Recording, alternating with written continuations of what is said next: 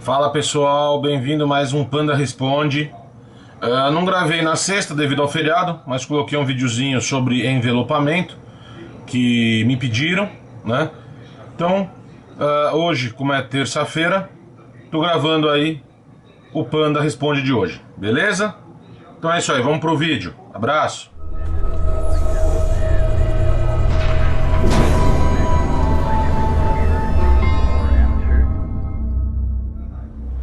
Então, pessoal, já vamos para a primeira pergunta. Alexandre Alves da Silva.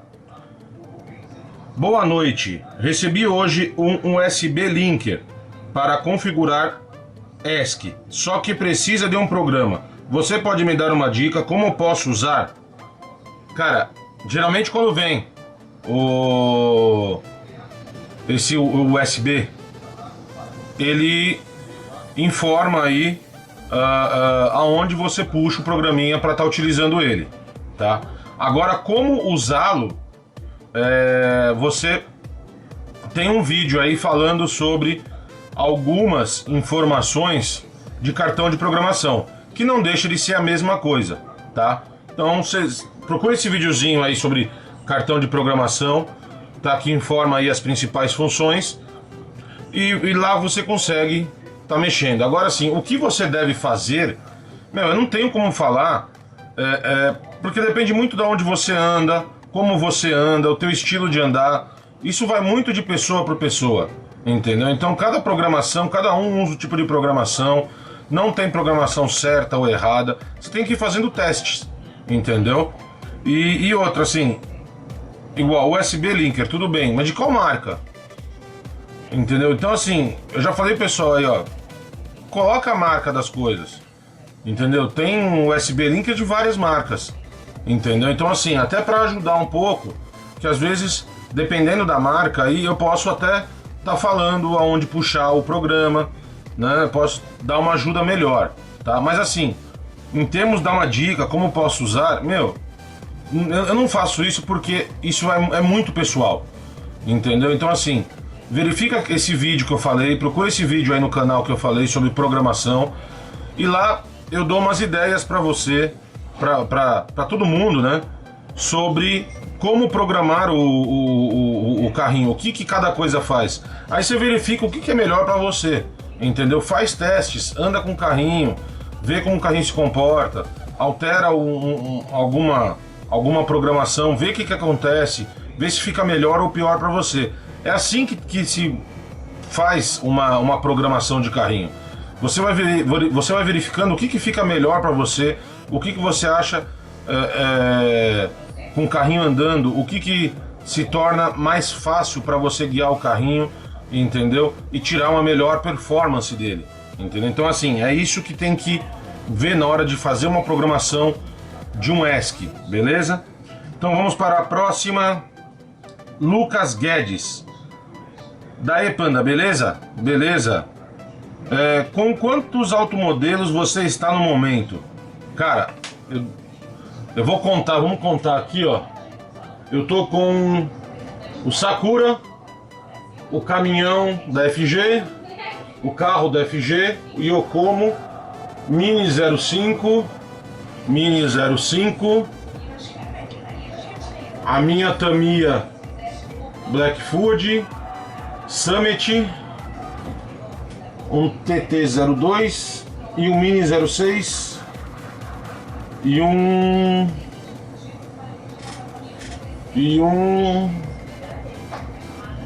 Kyosho DRX e aquele pequenininho um 16.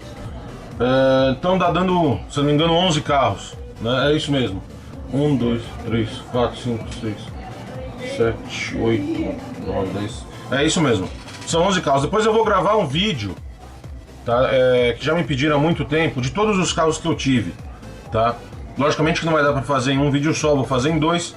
Mas é isso. No momento são 11 carros. Cada um...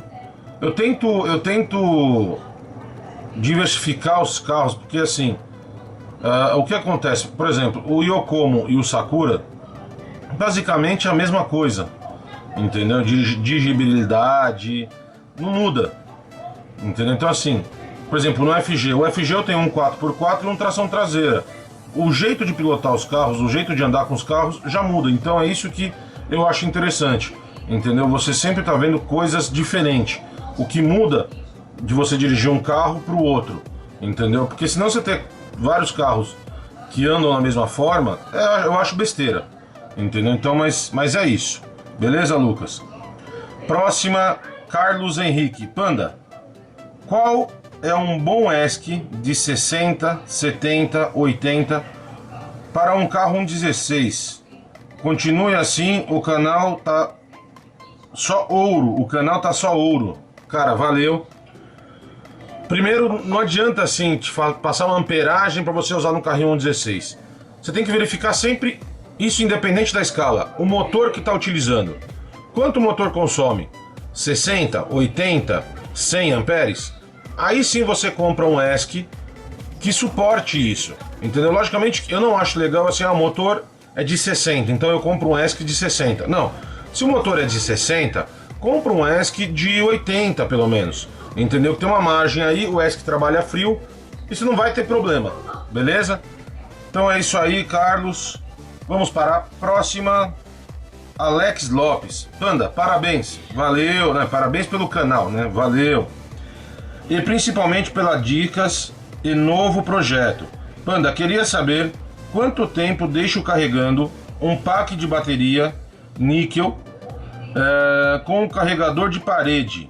Tem como fazer um vídeo explicando as agulhas de regulagem de motor a gasolina?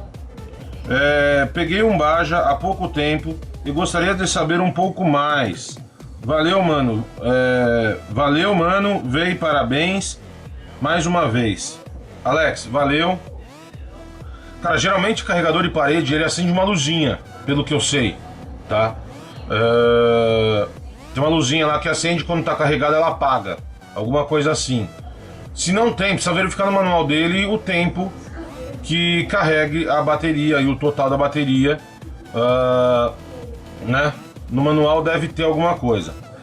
Em termos de agulha de regulagem de motor, cara, é muito complicado fazer um vídeo desse, tá? Porque cada motor trabalha de uma forma, cada motor tem uma regulagem. Então assim, o básico, né? O básico, agulha de alta, você vai regular a velocidade máxima do seu motor. Logicamente que não é legal se afinar tanto, porque o motor vai esquentar muito, entendeu? Tudo bem que em motores 1.5 a gente não fica vendo temperatura, mas não é legal deixar muito fino lá, né? Porque o motor esquenta muito. Então a agulha de alta você regula mais isso, temperatura e velocidade máxima, tá? A agulha de baixa é a saída, quando o carrinho está em ponto morto, o motor está em ponto morto, se acelera, é aquela saída, entendeu? A saída do motor. Então assim, se você deixar essa agulha muito gorda, o carrinho vai demorar um pouco mais para acelerar. Se deixar muito fina, o carrinho vai sair mais rápido. Beleza, isso é uma regulagem. E a lenta é quando o carrinho está parado, entendeu? Você não mexe nada, o motor está ligado, você regula a lenta conforme você acha mais adequado aí, entendeu? Então assim, basicamente essas as principais características das agulhas. Aí você tem que verificar no seu motor aí o que vai melhor, entendeu? Lógico, você deixar o motor na agulha de lenta, tentar deixar o mais baixo possível para que o motor não morra, isso é uma dica interessante.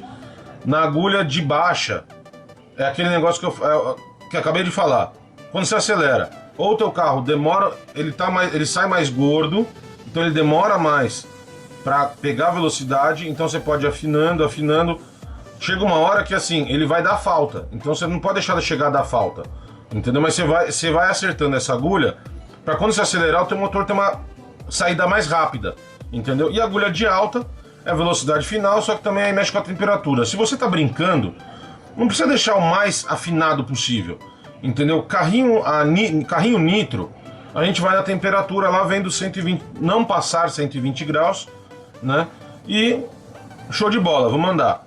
Numa combustão, se você vê lá que tá afinando, chegou no limite dele, deixa um pouquinho mais gordo para não estragar o motor, porque você vai estar brincando, você não vai estar competindo, então você não precisa estragar seu motor. entendeu? E não tem assim um caso de temperatura para tá vendo, beleza? Pelo menos é o que todo mundo fala, né? Ninguém se preocupa com temperatura no motor, é mais afinação mesmo, tá? Giovanni Lopes de Oliveira, hashtag Panda responde. Panda, tem um bug Ishana Racing. O que me diz sobre esta marca? Comprei ele há pouco tempo e queria saber, parabéns pelo trabalho. Giovanni, valeu. Cara, assim, essa Ishana, Rimoto, Red Cat são marcas inferiores, né? São marcas aí que a qualidade das peças, a qualidade da montagem do carrinho é inferior, né? Então, e outra, achar peça para esse tipo de carro, tá? É muito difícil. Então, assim, eu não...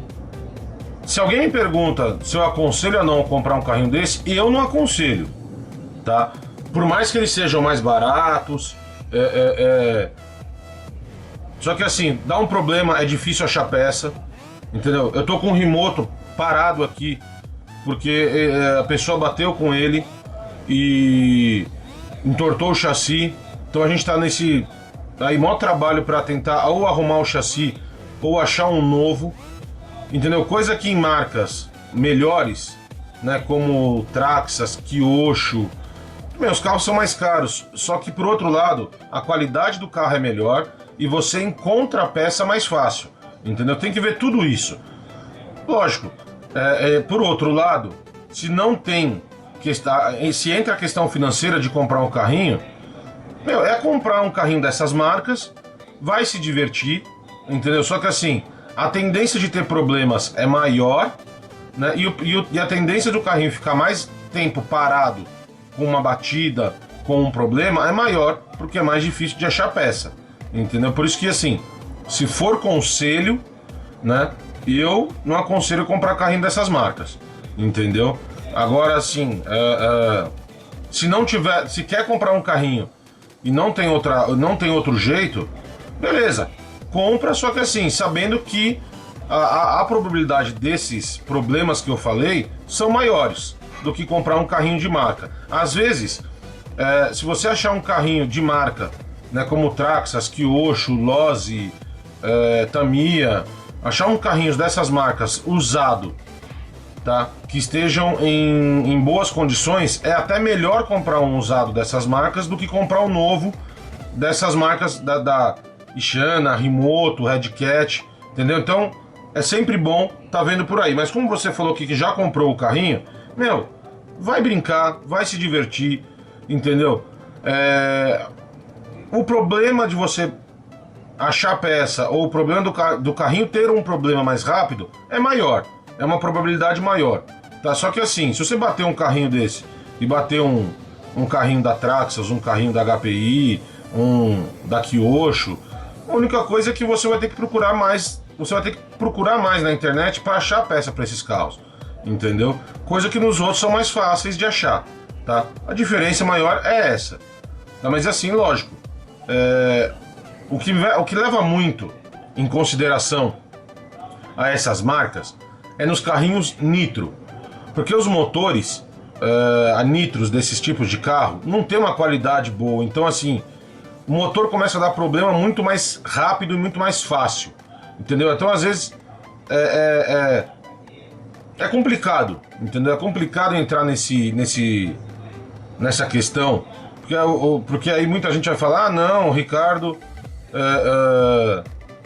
o Ricardo, ele fala mal de uns carrinhos. Não é que eu estou falando mal, eu estou dando a minha opinião de mexer com isso há anos e ver o que acontece no mercado, né? Como eu falei, eu tô com um carrinho um bug da Rimoto Nitro parado aqui devido a não encontrar chassi para ele, entendeu? Então o carrinho tá parado aqui faz tempo, o dono dele tá sem andar, né? Então, assim, é uma opinião, tá? Eu não aconselho, eu não acho bacana. Só que já comprou, vai se divertir, entendeu? Não esquenta a cabeça com isso. Quando dá um problema, aí sim, vai atrás. Mas se não der problema, vai brincar, vai se divertir, vai ser feliz. Beleza, Giovanni? Então vamos para a próxima. Igor RC. Panda, o que você acha do Sakura Shijun Sport? O melhor carrinho elétrico para se brincar, tá? Eu não falo para competir com ele, porque a competição com ele, todo mundo vai estar com carrinhos de marcas, né? Ou carrinhos mais, como eu vou falar assim, carrinhos que você compra e não precisa mexer tanto nele, igual o meu Yokomo. Eu não fiz absolutamente nada no meu Yokomo, eu não troquei nada dele. É o carro de caixa, entendeu? Então assim, o que acontece com o Sakura? Dá pra você colocar ele pra correr numa pista? Dá, só que você precisa aí trocar algumas peças para começar a chegar no nível dos outros carros, entendeu? Mas assim, para brincar, é o melhor carrinho que tem, entendeu? Principalmente elétrico. Eu não... Você vai brincar na rua, tá? Você vai brincar na rua,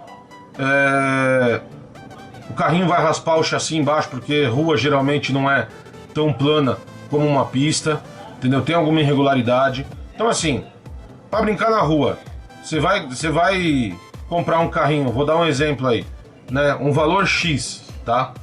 Aí você vai botar esse carrinho para andar na rua. Aí você vai comprar um carrinho tipo da Yokomo, que você vai pagar 10 vezes esse X para andar na rua, entendeu? Que acaba fazendo a mesma coisa. Então não há necessidade. Eu sou apaixonado pelo meu Sakura X1 Sport. Hoje, assim, é um carrinho que eu tiro uma diversão com ele, porra, um lazer com ele tranquilo. E quando eu vou pra pista correr, eu corro com o Yokomo, né? Mas pra brincar, eu não vejo carro melhor do que o X1 Sport. Não é só porque eu trago também o carro, eu vendo peças desse carro, mas assim, eu faço essas coisas, eu trago esse carro para vender e vendo peças dele, entendeu? Porque é um carro que eu gostei. E é um carro que, assim, se você cuidar bem dele e não bater, é um carro que não dá problema, entendeu? E é um carro que aguenta o tranco, entendeu? É um carro forte. O meu motor que tá nele é um motor muito, muito forte e o carrinho aguenta, entendeu? Então, assim, falar assim, qualidade das peças, durabilidade do carro é ótima, porque o carro aguenta, entendeu? Então você vai colocar um motor nele que não seja tão forte igual o meu, que eu acho, o meu motor eu acho desnecessário, mas eu montei para brincar, para se divertir, entendeu? Mas como você coloca um motor mais fraco, meu, se você não bater o carrinho vai durar muito, lógico. Desgastes de peça vão acontecer, como acontece em qualquer carro, tá? Mas assim, quem fala que o carrinho é uma porcaria, o carrinho é ruim, não sabe o que tá falando, entendeu? Porque o Sakura é um bom carro. O que acontece geralmente é o seguinte, o cara trabalha com carros de marca. Se o cara trabalha com carros de marca, ele vai falar que o Sakura é ruim, tá? Começa por aí, eu já ouvi casos desses, por isso que eu tô falando, tá? Então é isso aí, Igor. Espero ter respondido.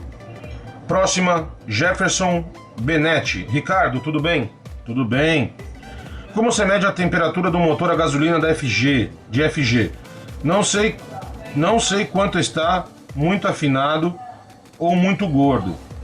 Cara, aquele negócio que eu te falei, ninguém fica medindo temperatura de motor de FG, tá? Pra você ver se está muito afinado ou não, vai na agulha de alta, fecha ela um pouquinho, vê como o carro se comporta, entendeu? Você vai chegar a um ponto que você vai fechando essa agulha, quando você acelerar tudo, o carro vai querer morrer, que vai estar dando falta de combustível. Aí você engorda um pouquinho, quando chegar no ponto que você vê que ele não morre, como é um carrinho para brincar, deixa ele um pouquinho mais gordo, entendeu? E vai brincar. Ninguém fica medindo temperatura de FG, tá? Até já respondi isso numa outra pergunta, que não é igual ao motor nitro. No motor nitro, pessoal, antes de começar a andar, porra, vai lá, fica medindo, regula, pá, não sei o que. Aí tá tudo certinho, vai andar. FG não, FG você liga, anda. Pô, você acha que dá pra deixar um pouquinho, afinar um pouquinho mais a alta? Afina. Se você começa a ver que começa a dar falta, né, ou que o motor grita muito, deixa um pouquinho mais gordo para não estragar o motor, entendeu? Você não é competição, é brincadeira, é se divertir. Então assim, fazendo dessa forma, a vida útil do teu motor vai ser muito maior. O teu gasto de dinheiro para recuperar esse motor depois vai demorar um pouco mais. Então, para que antecipar isso se você pode retardar isso, entendeu? Essa é a minha dica sobre isso. Próxima, Rafael Fuscaldi, hashtag Panda responde. Panda, eu queria saber se você tem rodinhas on-road para meu Kyosho Next sexta de 12. Obrigado, abraço. Cara, me manda um e-mail, tá? Para pandaslotrc@gmail.com, tá? Eu tenho roda para esse carro, sim, da Sintec, tá? Me manda um e-mail lá que a gente conversa sobre isso. Mas assim, a Sintec, até o pessoal tá sabendo, essa roda é a mesma usada na Revinho 16, que eu já gravei em alguns vídeos, tá? Para on-road, beleza? É a mesma roda sextavado de 12, tá? Então vamos lá para a próxima, Alexandre Alves da Silva. Bom dia, Panda. Tenho um motor Speed Passion 4.5R. O que você tem a dizer desse motor? E se fosse, você montava qual carro nesse motor? Um off, o E3, um on-road. Eu já tenho um HPS todo em alumínio off-road de 3.300 kV. Cara, esse motor 4.5R, tá, é um motor extremamente forte, né? Um motor extremamente com velocidade, não é um motor forte. Então eu acho que eu recomendaria esse motor num carro on-road, não num off-road. O off-road, igual o seu de 3.300 kV, meu, tá de bom tamanho, tá? O motor desse Speed Passion eu já mandaria para um carro on-road, beleza? Logicamente seria um carro 1.10, né? Então espero ter respondido aí. Próxima, Daniel é nós. Daniel é nós, deve ser isso. Hashtag Panda responde. Fala aí, Panda, beleza? Beleza. Estou pensando em comprar um Sakura D4 4x4. Eu preciso bloquear o diferencial e usar on-way ou não é necessário? Cara, vamos lá. O rumo do drift, o rumo que o drift está levando, que todo mundo vai pelo que está acontecendo em campeonato, tá? Então o que está acontecendo em campeonato é o seguinte: tá todo mundo andando com o carro com tração traseira e colocando um giro no carrinho, entendeu? Para auxiliar aí a estar fazendo drift. Um D4 4x4 drift, para brincar, ele já vem projetado para drift. Você vai conseguir fazer, entendeu? Você colocar on-way na frente, entendeu? Ou blocar o diferencial. Se eu não me engano, o diferencial traseiro deles já são blocados, tá? O on-way ajuda, é interessante colocar. Mas assim, vou comprar um carrinho, já vou gastar dinheiro com isso? Meu, não precisa. Compra, monta o carrinho, você vai se divertir, entendeu? Você vai começar a aprender a fazer drift, tá? E vai andar. Depois, com o tempo, você vai mexendo. Essas artimanhas usadas de on-way, blocar diferencial, fazer diferencial assim, fazer assado, isso é para te ajudar a fazer drift melhor, né, em pistas, tá? Onde você tem um percurso que você tem que andar. Bem, tinha acabado a bateria da câmera, mas voltando, basicamente, tá? Começa a andar com o carrinho original para você se acostumar com drift, para você se acostumar com o carrinho, tá? Aí sim você parte para essas alterações, mas faz uma de cada vez para você verificar se isso te ajuda ou não, tá? Eu falo isso porque aconteceu comigo isso. No meu D3 eu instalei um manager, um auxílio de drift da HPI que tinha na época, tá? Que não deixa de ser um giro, e assim, eu não gostei. Eu peguei e tirei do carrinho, porque eu achava que eu fazia drift mais fácil com ele sem aquilo, entendeu? Então faz isso, tá? Antes de começar a mexer no carrinho, monta, aprende a andar, porque fazer drift não é fácil, tá? Assim, não é uma coisa que andar com o carrinho, né? Você ainda fazer drift, fazer o drift por fazer, é fácil, num espaço aberto. Mas tentar fazer drift entre dois cones e fazendo um 8, isso fazendo para um lado e depois tentando fazer para o outro, tá? Fazer drift num determinado percurso, tá? Aprende primeiro a fazer, aí sim depois você começa a mexer nas outras coisas, entendeu? Depois você começa a estar alterando o seu carrinho, tá? Mas sempre leva assim em consideração o que é melhor para você. Tem que fazer testes, entendeu? Não tem como fugir disso, tá? Basicamente é isso, tá? Então é isso aí, pessoal. Esse foi o Panda Responde de hoje, tá? Espero que vocês continuem participando. Não deixem de compartilhar os vídeos, não deixem, quem não é inscrito no canal, não deixe de se inscrever. Deixem o seu joinha, porque o seu joinha ajuda muito, tá? Ao desenvolvimento do canal, beleza? Então eu aguardo aí a cooperação de todos, a ajuda de todos. Abraço, tchau, tchau.